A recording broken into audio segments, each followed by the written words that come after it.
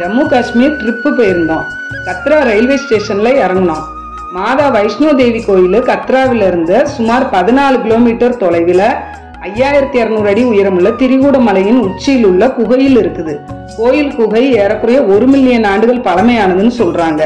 First 8 kilometre குதிரையில போகலாம், டோலியில போகலாம், நடந்தும் போகலாம். நாங்க நடந்தே போனோம். அடுத்து ஜீப்ல போனோம். ஜீப்ல போறப்ப ஜன்னல் வழிய மலைகளின் இயற்கை காட்சிகளை ரசிச்சுக்கிட்டே போனோம்.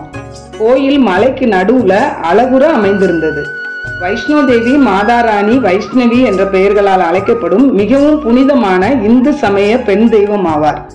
வட இந்தியாவில் மிகவும் போற்றப்படும் வழிபாட்டு தலங்களில் இதுவும் ஒன்றாகும். வைஷ்ணோ தேவி கோயில் சக்தி வழிபாட்டிற்கு மிகவும் பெயர் பெற்ற புனித தலமாகும்.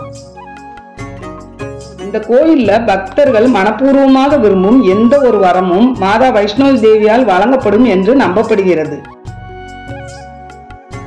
இந்த கோயில் இரவிலையும் அழகா காட்சி தருது. பக்தர்கள் வருடம் முழுவதும் வர்றாங்க. குறிப்பாக நவராத்திரி போன்ற பண்டிகை காலங்களில் கூட்டம் ரொம்ப அதிகமா இருக்குது.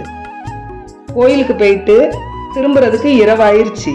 2 பக்கமும் கடைகள் அழகுற இருந்தது. கடைகளை வேடிக்கை பார்த்துக்கிட்டே அங்க எங்களுக்கு தேவையானதெல்லாம் வாங்கிக்கிட்டு திரும்பி நடந்து வந்தோம். ஸ்டூடியோ மாதிரி செட்டிங் போட்டிருந்தாங்க. அங்க இருந்து போட்டோ எடுத்துக்கிட்டோம். மசாஜ் சென்டர் இருந்தது. கால் ரொம்ப வலிச்சது. மசாஜ் கொடுத்துட்டு ரூமுக்கு திரும்பினோம்.